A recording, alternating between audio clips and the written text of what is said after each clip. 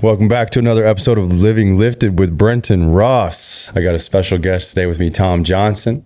He owns CPA firm Johnson Goff, but we'll get to the money talk later. First, I want to give you guys an opportunity to see how awesome of a guy this guy is and how much I enjoy the relationship I have with him. He is just through and through, what you see is what you get, salt of the earth, just a good guy. And I really appreciate that. He's got good boys too. I've had the honor of meeting 3 of your sons. You have 3 sons, right? I do. And then the rest are all girls. Yep. For a total of 8? 7. 7. 4 girls. 8's on the way. I think I'm beyond that. I'm too old. Yeah, but Ty, Grady, and Garrett, they're all such good boys. Oh man, they're chip off the old block for sure. What's it like having 7 kids? Well, I come from a family of 15, so 7. What's the split in that, boys or girls there? 9 girls, 6 boys. Wow. So I have 5 brothers, all older.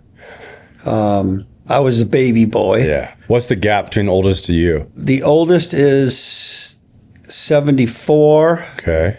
I'm 56. Okay. So quite a... there's a big gap, but majority of those kids would still been in the house then when you were... There was a time when I was young, very young, that I think there was 9, maybe, Okay. living, plus my mom and dad. Yeah. So 11. Yeah. The older siblings had to have helped out in that scenario. Oh, yeah. Okay. That's like any family that, Of that size. has 4 or 5 kids. The ones that are on the older end are big helps. Mm-hmm. Like, I have 5 grandkids. And the oldest is going to be 7. I mean, her and the next one are big helps. None of your boys have any kids yet. No, they're slacking. Yeah, I know. So did you know then, coming from a family of that size, that you always wanted to have a family like that of your own? You know what? I wanted to take off my shoe to tell my clients how many kids I had, which would have made at least 11. So you didn't accomplish that goal. I didn't. 8's on the way. 9, 10, and 11, baby. No, it was over after 7. Okay. So I feel like, and I might be wrong about this, but I would assume that somebody that comes from a family of that size like you did, they either want that again or it's the opposite. Like they're like, I want to only have a few because, they want a different experience. But what is it about having that large size family that's so appealing to you? I look at it even later in life, like just being surrounded by so much family. Like my mother's going to be 94. And what a blessing. So your mother. Yeah, she's unbelievable. I think she has, I could be off by a little bit, I'm pretty sure 79 grandkids. And now I lose track beyond that because I think her great grandkids are over 240. What? And then her great grandkids is like 35. So I'm a great uncle. What do you guys do for family reunions? Rent out a freaking amphitheater or something or arena? Yeah. No, bigger. Unreal. We're actually having another family reunion this summer up in northern Arizona. We rented a camp. I mean, literally. Bring your own tent, or is there? Yeah. No, really? No, there'll be people bringing campers. There'll be some that'll stay in town. Yeah. But do you know everybody, or is there enough there that it's like? Yes, I know everybody, but I can't remember all of my nieces and nephews' names. Sure. Well, I take that back. Their kids. Like I can't remember all their kids. Yes. I mean, I might know who my nieces and nephews are. Yes. Okay. But I don't necessarily know all of the kids' names because I can't just keep track of them all. Yeah. Wow. I can't even imagine how many people, because then they're bringing spouses, boyfriends, girlfriends, with a friend. Yep. That's cool. Yeah, it's going to be a lot of fun. I remember I went to a family reunion to my mom's side of the family that was in Tennessee. And some dude rolled up on a bicycle with a bucket of KFC chicken in his arm. I had no idea who it was, but I'll never forget that. But he was family. I don't know. Oh. Good, I think. We'll roll with it. I have no idea. I don't think he talked to anybody. I don't think that chicken was to share. I think that was for him. Yeah. I think that was his bucket, buddy. That's great. So how old were you when you had your first kid? Oh, let's see. I must have been 22 or 23. Young gun. Yeah. And so you then had at least, what, 4 kids by 30? 5 kids by 30? Well, there were some gaps there for whatever reason.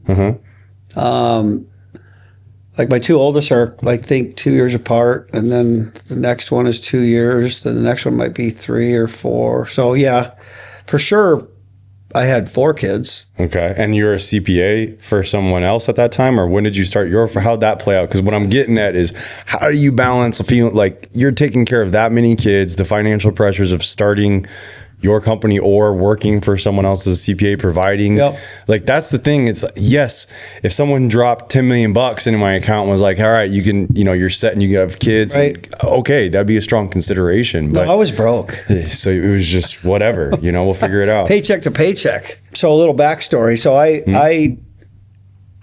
as a young boy, my oldest brother founded Johnson Goff back in 1977. And so he's about 18 years older than me. Okay. He's the oldest brother. I didn't know this. And I used to hang out at their house all the time, right? Because his son, I'm his uncle. So when I was born, I was an uncle. You're an uncle. Right? Yeah. Because he's 2 years older than me. Uncle Tom. but we hung out together. We were buddies. And I'm sure you let him know you're his uncle. Oh, yeah. Right. But growing up, with a big family, there's just not a lot of money around. Yeah. My dad was an entrepreneur from the start. Like, he has been construction to real estate agent to a lawn service care here in Phoenix for many years. He owned the old Pop Shop in the West Valley. I don't even know if it exists anymore. What was that? What was Pop Shop? It was just like sodas? Yeah, all the old school stuff. Oh, okay. But this was back in the early 80s. My dad was an entrepreneur. He just did whatever he could to feed the family. Yeah. And that's how mine was. We never starved. He was born in 29, so he grew up in the Depression. It's just a different era, right? I always look at it this way. That age group before the boomers were all work, no play. Then the baby boomers, and this is just my opinion, the baby boomers were work a lot, play very little. And then the Xers like us came in and we're like, work hard, but play harder. Or play hard. Work hard, play hard. And then the generations now, the entitlement age group, it's different. But as I was growing up,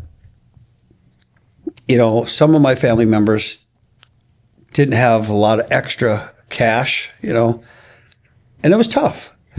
But I seen my oldest brother, and he was doing fine, doing well. And I thought, I'm not going into construction. I'm going to be an accountant. I was young. I was probably in 7th or 8th grade. Really? You already knew that? Yeah, I kind of knew that's kind of where I wanted to go. Okay. And as I began high school, I took every single business class I could take. I took typing, of all things, just because I knew I'd be using a computer, right? So I wanted to familiarize myself. I took every business math class I could take. I took every accounting course in high school. And then I went off to college and started working for my brother. Okay. Awesome. Actually, backing up there, my first tax season that I worked was when I was 17 years old. So I was going to high school for 2.5 classes, but then I'd just go straight to work. And that was that first tax season, 1987. One bit about you. And the computer was as the computer was as big as this desk. Yeah. and the screen was, just this And that was little a laptop. yeah, right, literally. But I mean, I had good mentors. So my brother Bob's first partner had sold out, and I went to work for him that very first year. Then I graduated from high school, moved back to Phoenix because that was up in Prescott Valley. Moved back to Phoenix, started college. Where'd you go to college? I started out at Scottsdale Community. Okay. And then went to ASU, but then ended up finishing up at University of Phoenix. Okay.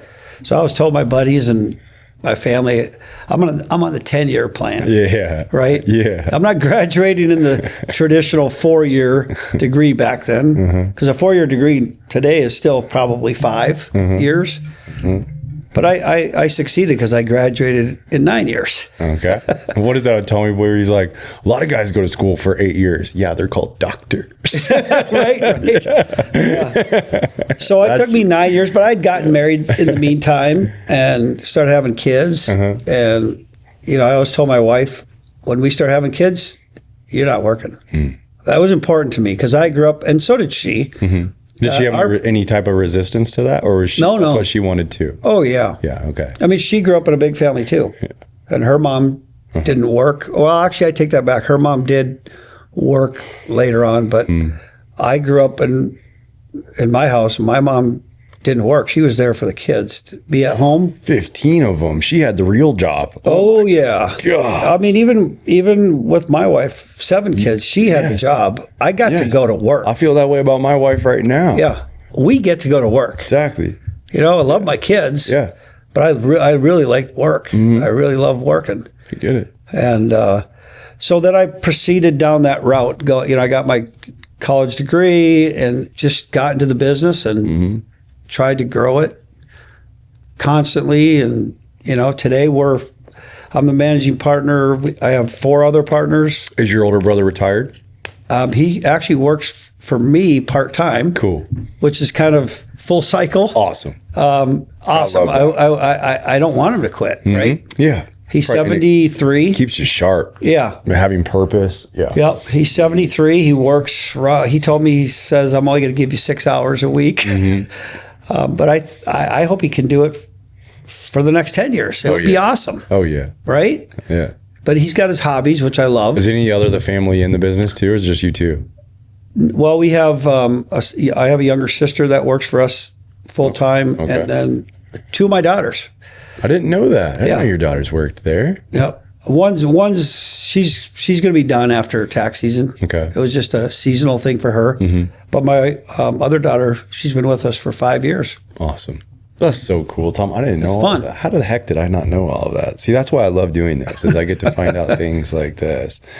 I first wanted to kind of establish a little bit of context for people, what you do, but giving them a sense of who you are and what makes you tick. But as far as like some specific questions, if that's okay, I want to ask you your opinion on some things. I actually had a conversation with a gentleman that owns the building across the street this morning about some of the things that I was planning on asking you. Just, I wanted to kind of see the contrast because I know he has a little bit of different stance on some of the things. So there's a lot of talk right now about a lot of potential changes coming. I mean, even as far as no income tax and things like that. What do you think? Well, let's start there.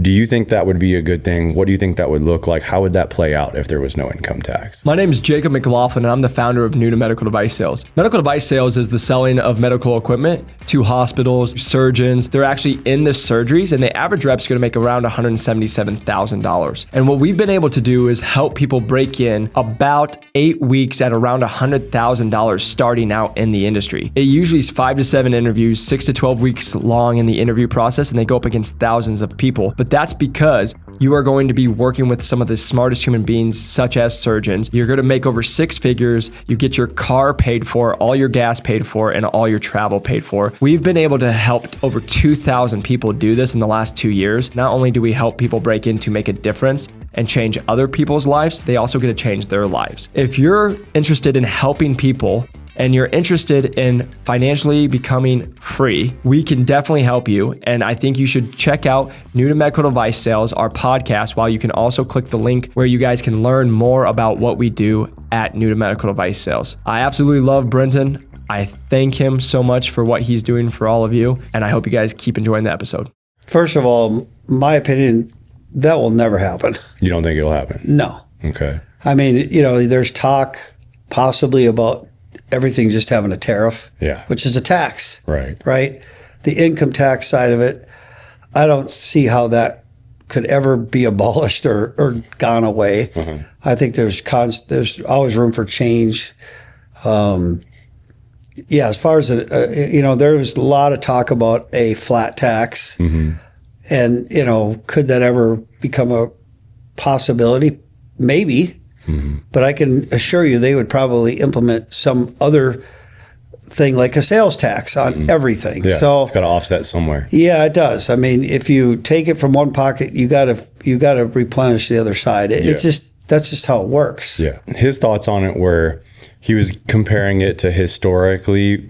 He was talking about specifically like when the income tax wasn't what it is today, and that he called it a VAT tax. Value added tax. Yes. So he said at that point we were basically supporting our country through tariffs, but the tariffs only represented 2% of our GDP. And that the tax, that VAT tax, or however you wanted to explain it, it was at basically it offset that 2% of like that 2% of the tariffs offset the 2%. Yep. Well, now our tariffs would have to be at like 24% or something like that for there to be no income tax. And so then therefore there basically had to be a 24 to 30% tax standard on everything. And so his point was it actually would only benefit the rich, because if the rich have to pay less in taxes, they don't care already about what something costs at the grocery store, that it's 24% more. Right. But the person that doesn't make very much money, they got a little savings, which they already don't have to pay as much taxes anyways. Now they got a savings there, but they got 24% more cost on everything else. So that actually makes them hemorrhage. It only helps the rich, and then it makes the middle class dissipate even that much more. Do you agree with that? Yes and no. I mean, I don't really get too involved in the value added stuff. I mean, we're just a traditional CPA firm dealing with, the income tax code. Not just for individuals, but businesses. So I don't really have much, to add to that. Sure. Because we don't really get involved in that too deeply. That's fair, because I'm basically asking you to not critique, but give an opinion on his opinion. So I'll restructure it this way, because I think you're a very intelligent guy and you know your stuff. In your opinion, so it doesn't have to be right or wrong, but just in your opinion, what would you like to see done? Like, what adjustments would you like to see made? Well, there's a bunch, right? Sure. I mean, there's, they got these child tax credits that they're currently talking about.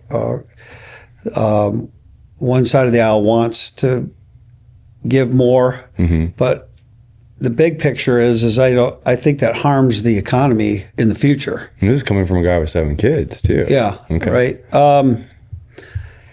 There's some other specific parts of the tax code that were changed back in the TCJA in 2017 that enacted some tax laws that were waiting for Congress to actually make a decision. I think the government was supposed to shut down today, but it's not. I think they're going to have an extension. I just read this morning that the Senate is in favor of extending it, so the government shutdown won't happen. But there's a window on that. It's like September 30th. Okay. Which they'll readdress it again. But there's a ton of different thoughts. When you start talking about the tax code, I remember doing a presentation and I asked the group, how many of you want to take a guess how many pages our current tax code is? And, they were throwing out numbers, 1,500. Yeah, that's what I would guess. 8,000. I said, actually, it's 16 feet tall, right? If you were to stack a piece of paper on the floor, it would it would go 16 feet high. And that was before the CARES Act. Now that whole thing, in my opinion only, That's fine. that was a bad thing. The whole thing was bad. And why is that? Because our grandkids are going to have to pay it back. There's nothing free, right? They gave a lot of money out, and it helped a lot of people. So I'm not saying it was bad in that regard. I just think it was too rushed, trillions of dollars of fraud. Yes, there was. And some of those people, got into trouble, which they should have, because they weren't eligible for some of those PPP loans, some of those other loans. And even you talk about the employee tax credits, there was a lot of fraud in that area. We could have gotten a PPP one for Lifted. And I had so many buddies that were like, you got to do this, Brenton, here's whatever, a couple $100,000. And we had actually seen an uptick because our health products were flying off the shelves. Right. And I felt conflicted. I was like, I'm not doing it because we're not suffering. Right. We've actually seen an uptick. We've, I don't want to say sadly benefited. The situation was sad. Sure. That we were benefiting. And so I said no, and I didn't. And we ran into some manufacturing issues a couple months later where we really could have used those PPPs. Yeah. So that's what you got for doing the right thing, but that's okay. I still would make the same decision today because I didn't feel right about it. If we would have been suffering and needed it and it would have been a direct correlation to why we were down, then yeah, that's fine, but we weren't. We weren't, but there were so many that did not make that same decision and were buying cars with it and stuff like that. Yeah, that's where it gets a little too far into the gray. Yeah. I'm not going there. We stay, we got to stay within the boundaries of the law, period. Is that what attracts you to being, what attracts you to being a CPA? I don't know. I like helping people. Cool. I love it. Yeah. Whether it's helping them with their, finances, we don't get involved in all aspects of it, right? We don't do investment planning or any of that, but it's more, retirement planning, tax planning, right? There's no such thing as the word avoid, but there are words such as how do we minimize someone's tax exposure, but all within the boundaries of the law. The Internal Revenue Code. That's what we follow. And you probably most work with businesses, not a lot of individuals. Actually, with businesses, you get the individual side, of course. Sure, but I mean, then we do got quite a large group of high net worth. Okay, sure. Clients because there's enough work there. They've got a lot going on. Yeah. In their personal lives of planning and then we get involved in the estate and trust side, which is later in life. Helping them understand how to give money away to their beneficiaries to there's things you can do there minimize tax. As a grandparent or something, right? That's different than a parent from grandparent to grandchild compared I'm not highly involved in our estate and trust department. Okay. I know enough I just put you on the spot. Ask the questions, right? Fair. But yeah, there's you can do what we call generation skipping. I've heard of that. You skip the first generation, you can gift to the kids. But when you talk about gifting, you can give anybody. Anybody can give anybody any money. Yeah. And it's just got to be reported. Knowledge is everything. And is that where you feel that you're helping these people is because you're able to give them this knowledge and share this knowledge that they just didn't know any better, and then you're able to really impact their lives by the resource that you save for them. I hope so. Yeah, I mean, it's impossible to know everything in the tax code. Well, my dad always said it, and I completely agree, that the right CPA pays for themselves over and time over again because of the money that they're saving you. That's what we hope everybody remembers us, right? Yeah. But the tax code is so broad. Yeah. And if you get a complicated or a very busy tax return that's got a lot of moving parts, I mean, and where you have to interpret the law, you could come up with different answers. Sure. It's interpretation. It's all about interpretation. Sure. I mean, and what you can defend. Yeah, and it's very clear. The clear stuff is very clear, black and white, right? There's only certain things you can do and certain businesses or certain structures of a business. But yeah, I mean, it's always fun. I'm always learning. This is my 38th tax season right now. I'm right in the middle of it. 38 years in a row, and I'm still learning. That's amazing. There's still stuff to learn. Yes. And it's fun. I love it. You and I are similar in that we enjoy things. Like, that's why I think we both love golf so much. Yeah. It's going to be the most frustrating thing in the world, but you always can learn. You can always get better in some facet of your game. And then from even day to day, round to round, you can play 36 in one day, and the first 18, you know, your driver's clicking and your putting's a little off. And then the next 18, your putting lights out, but you're can't get it off the tee. But you know, it's right. I think that's why we both are very attracted to that. That makes a lot of sense. And that's something, a mentality I have found to be very important for myself, and I would encourage for others to adopt, is that you don't have a mindset that you're looking to like master something and then just coast. It's a mindset to always be a student. And that's where humility comes in. No matter how much you master something, there's still more that you can learn. There's still more ways you could even use what you've mastered to benefit others or even monetize. There's always, and it's not even from like an addiction to performance standpoint. I'm more just saying like from a humility standpoint of never thinking you already know it all or you got it all figured out. You know, pride comes before a fall. And so always knowing that there's more to learn and keeping that mindset. I think that's what makes you so great at what you do. The fact that you're 38 seasons in and still saying you're willing to learn. Oh, yeah. And then, you know, I'm sure some of the clientele that you sit across from and that you have are pretty strong-willed individuals. And to be able to sit across from someone with that type of mindset, I bet that really helps from a relationship dynamic as well. Yeah. Yep. Our business is 100% relationships. Exactly. Right? Exactly. People don't come to us to get a tax return prepared and then we don't. I want our clients to come because we have a relationship and, you know, we want to help them in whatever facet. I tell my clients, if you need any type of referral, call me. I might know what you're looking for. I might not, but I certainly want to try help them. Absolutely. Because I genuinely love people. I've seen you do it. Visit with people, learn about who I've seen you do it just from even the guys I've introduced you to that happen to have a few tax questions to ask you in their pocket. And you always take your time with them. You definitely do. So you're very unique in the sense that in seventh or eighth grade, like you said, that you already knew you wanted to be a CPA. And of all things, you know, something that would be very intensive from a mathematical side and, you know, maybe not be that as exciting to a lot, but you already knew, and that's really cool and that's unique. You then, you know, follow that trajectory. Your brother has a firm, you have this amazing family business, and you have all this family involved.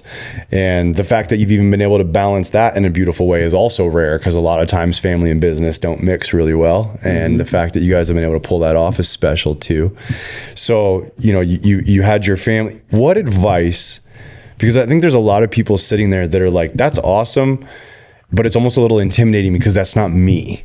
Not only am I not in seventh grade, I'm a senior in college, or I'm a senior in life. I'm 60 and I still don't know what I want to do. I've just been making it work, but I know there's more in me and I want to do something. What advice would you give that person? What does that look like? And not specific like what to do, but just like the principles to follow. What are what motivations should they put in place, or parameters in place that helps them decide what they do and how they do it and their purpose and things like that? What do you think? Chase what you love, right? I mean, if you're not excited to go to work on Monday morning, you're in the wrong business. If you're not excited to go to work and really get fired up on what you're doing, you got to find something else to do. And there might be a season where, in order to end up doing what you want to do, that you love, that you're excited to go to every Monday morning, that you're also doing something at the same time that's paying your bills until this gets to the point it can pay your bills. Absolutely. I think a lot of people know what there's a lot of sacrifice along the way. I think that's important to chase what you love. To be able to make necessary sacrifices. And then you just mentioned your church, and that's a big part of your life. I've heard 100%. You say always that it's the most important part of your life. Why is that? Because I just believe and trust in God. That's all that matters. Was that instilled in you at a young age, or is that something you I developed? was born into it. You are. Yep.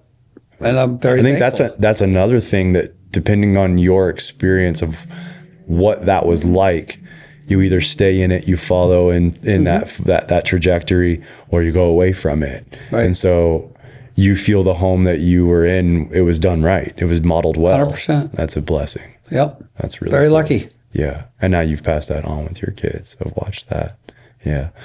So for the person that's not grown up that way, for the person that's either grown up in a home that it was modeled very incorrectly, or wasn't modeled at all, or they didn't have a home, they didn't have a parents, what advice would you give them as to why it's been so important in your life and what it would hopefully mean to them in their life? Like, what is it to you? It's not just some, genie. I know that. I know some of these answers already, but I just, Right. for other people listening, because I've asked you some of these, why is it so important in someone's life? When you leave this earth, when you die, where do you want to be? First, you have to trust and believe in God, number one. But you want to make it to heaven, right? My question would be, what would you give up if you had a guaranteed spot in heaven? I'd give everything.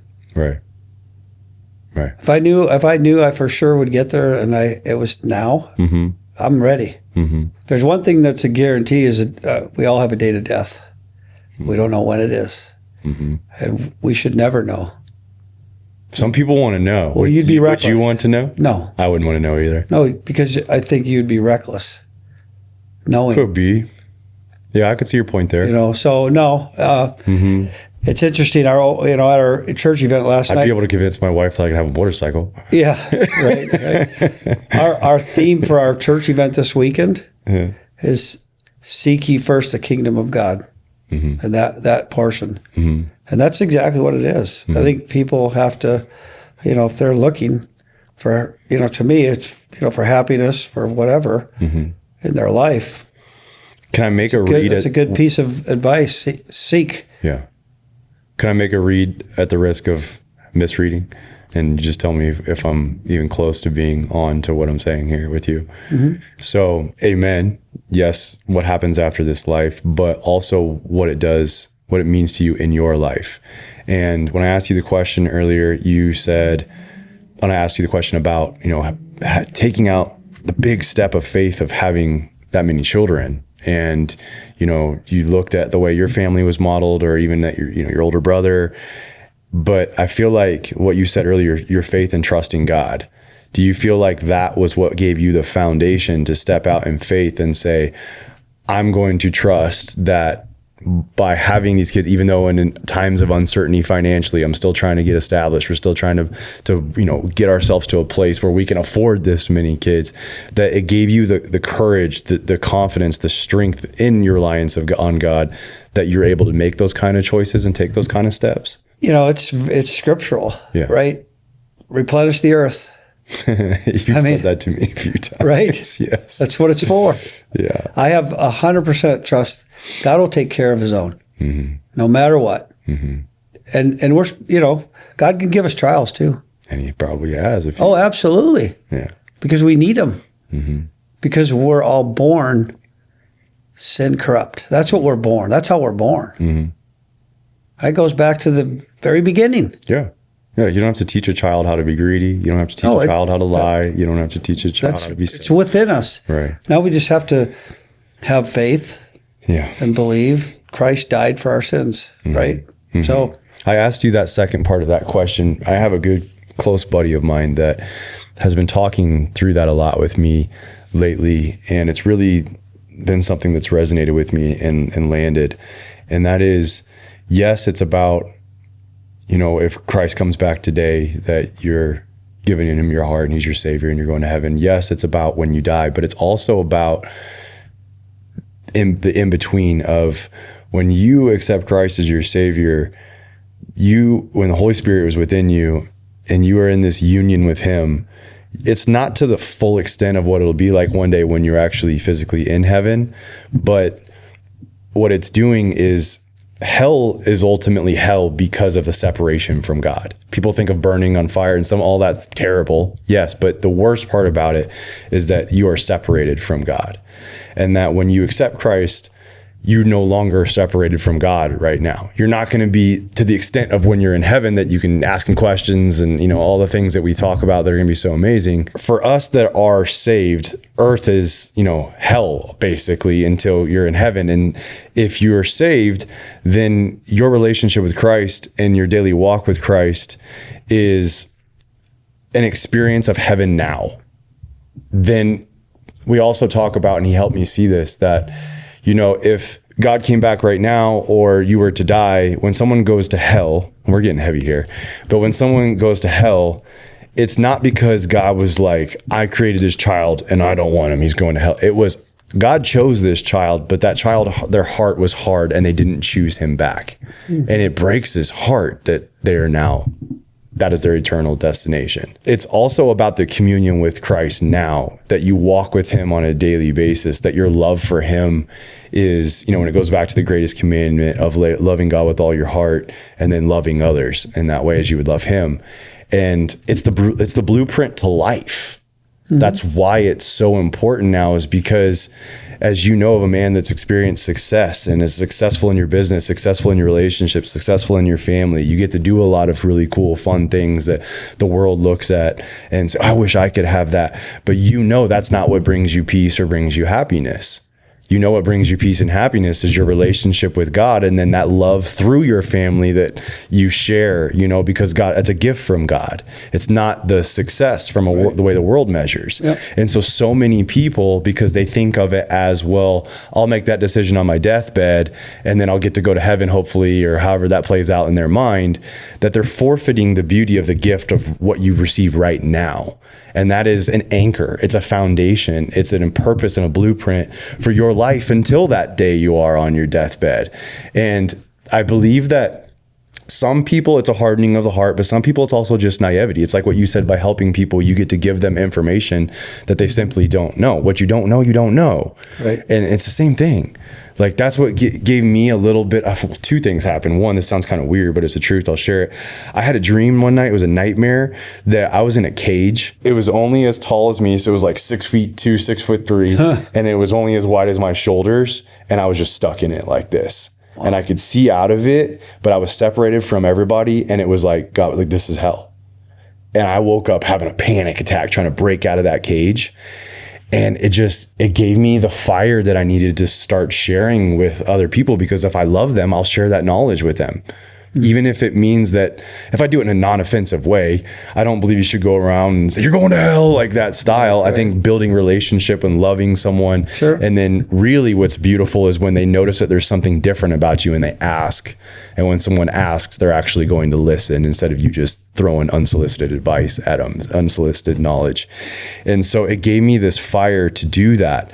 And I felt like if I really do love someone, then I'm willing to take that risk of me being uncomfortable and getting out of my comfort zone to share something with them that has been everything to me, because I tried all the other stuff.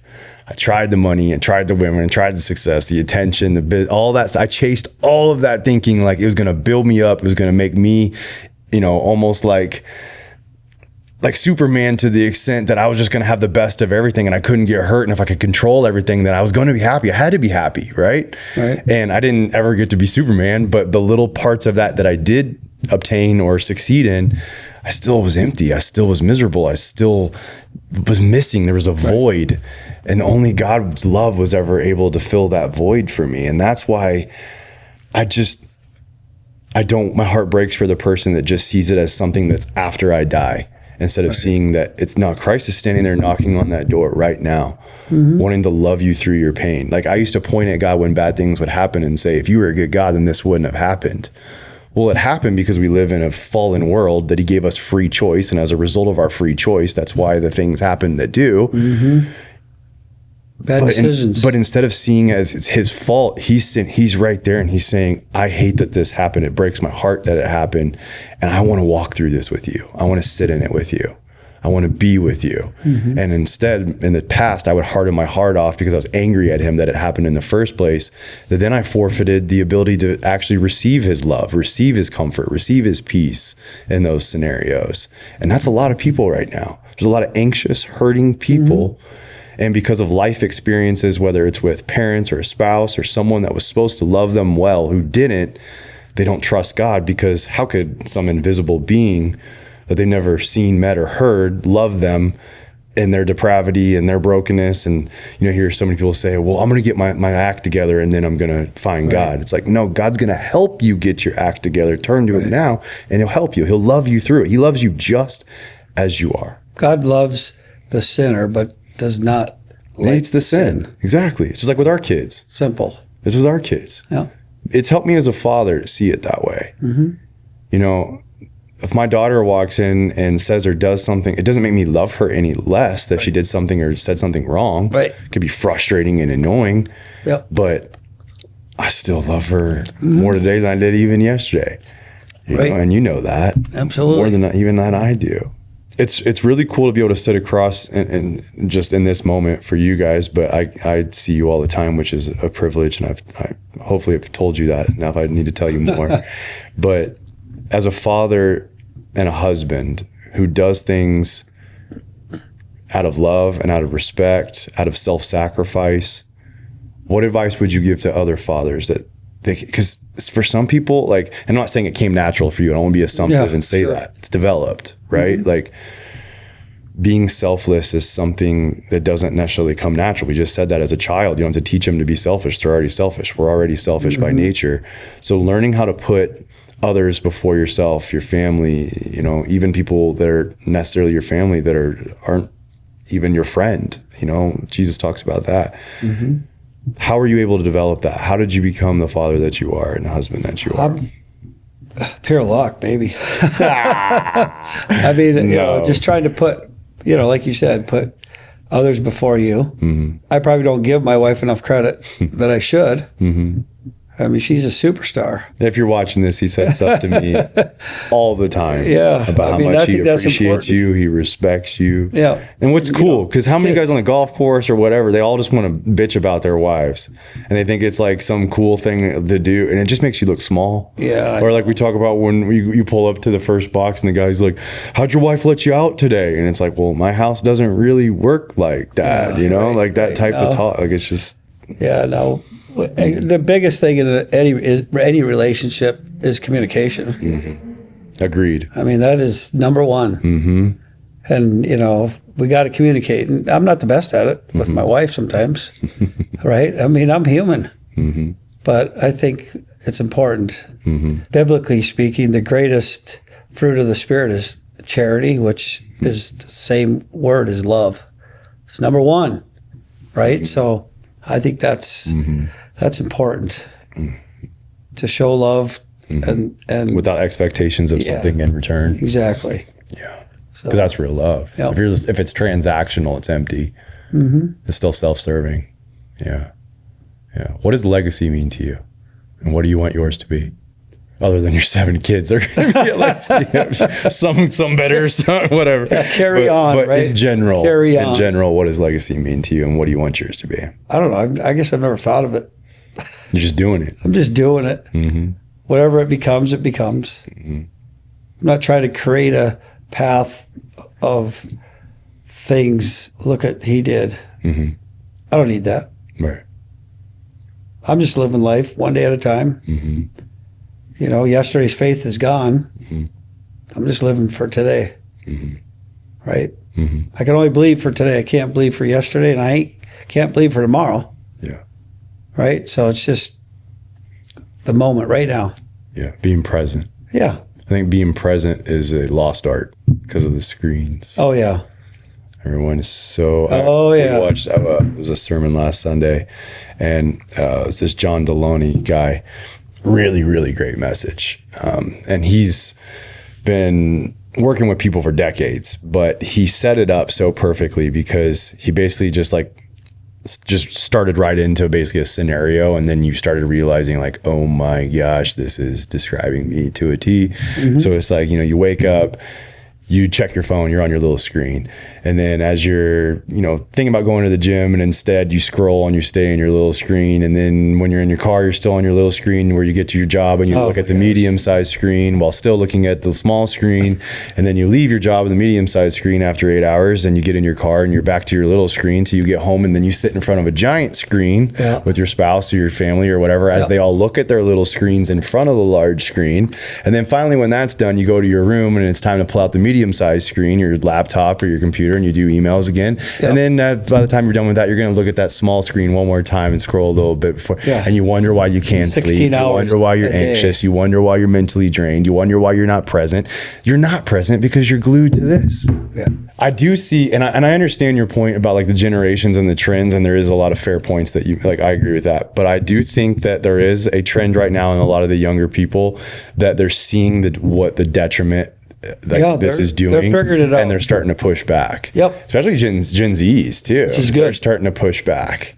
They understand doom scrolling because they're like, why am I so anxious? Well, you just scrolled mindlessly for an hour, and now that's how you've. And the correlations are starting to sink in, and they're starting to be pushed back. And I love to see that.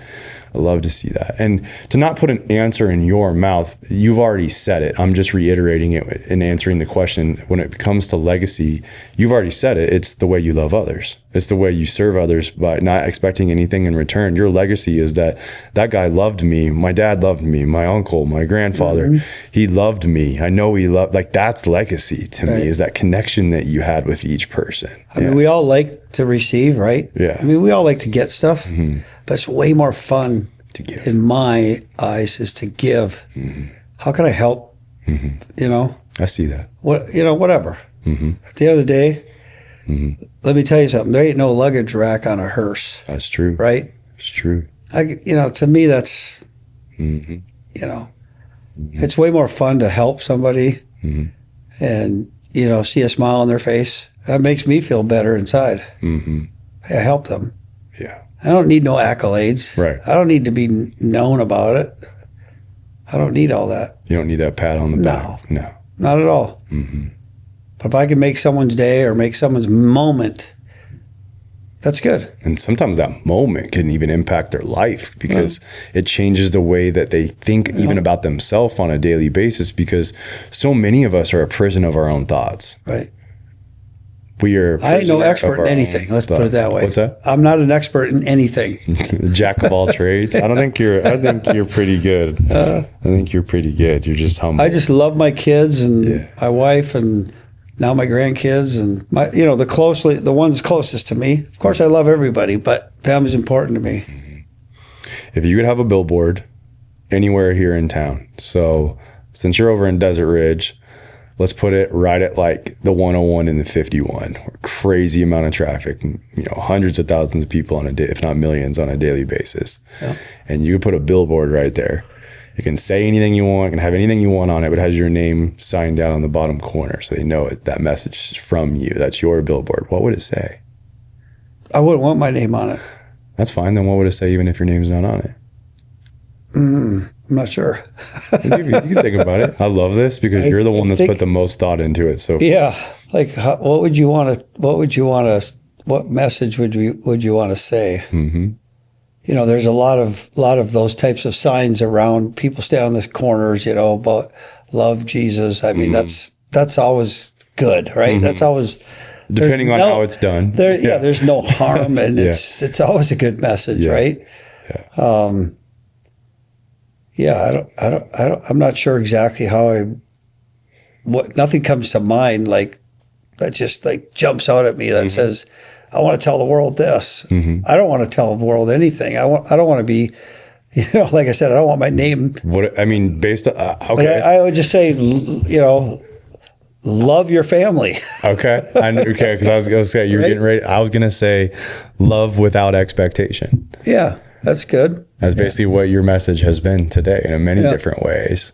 And even past your family, or view everybody as your family. Oh, yeah. No matter 100%. What their color, race, income, doesn't matter. Everyone's your family. Yeah, absolutely.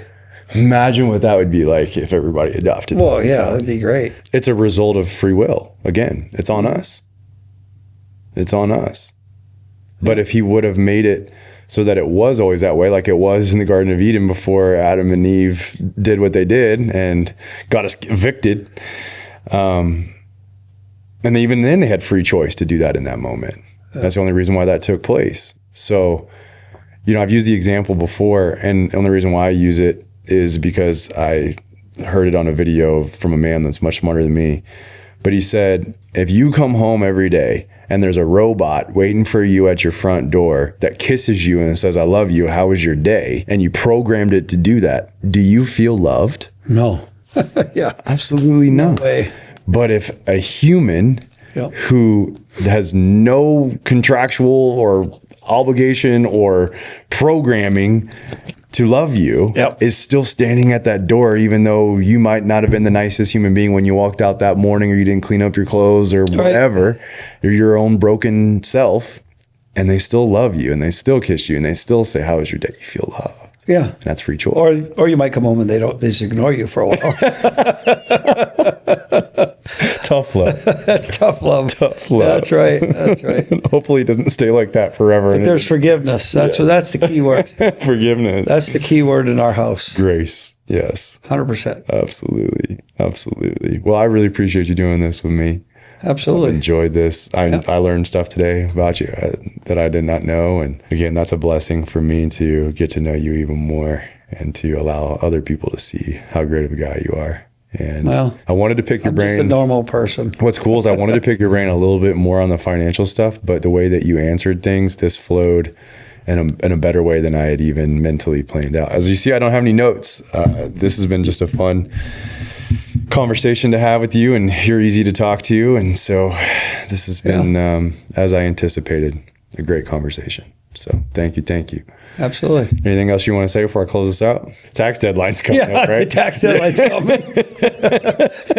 Yeah, we got about a month. Yeah. Do you want me to put the link to your company in the description? Because you work with people all over the country, right? Oh, yeah, all over the world. All over the world. So there you go. Clients everywhere. Johnson Goff. There's no and. It's just Johnson Goff. Yep. Will be in the description. The link will be below to his firm. I appreciate you guys watching another episode. Give me a little feedback in an email.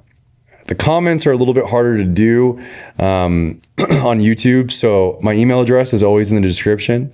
If there's a certain topic or I've had a lot of people asking me to start inviting a bunch of fitness influencers on here, and it's not to say that there won't ever be any on here. It's just I didn't start this with the objective to get as many views as I can by leveraging my fitness following to get other people with fitness followings on here to talk about fitness that they've heard a bunch of times. So if it ends up making sense that there is a fitness person that has a story and is someone I resonate with and get along with well, or even someone I don't necessarily get along with well, but they got something I believe will bring value to your life, then you will potentially see them on here. So shoot me an email if there's something you want to see. Again, we appreciate you. We'll see you in the next episode.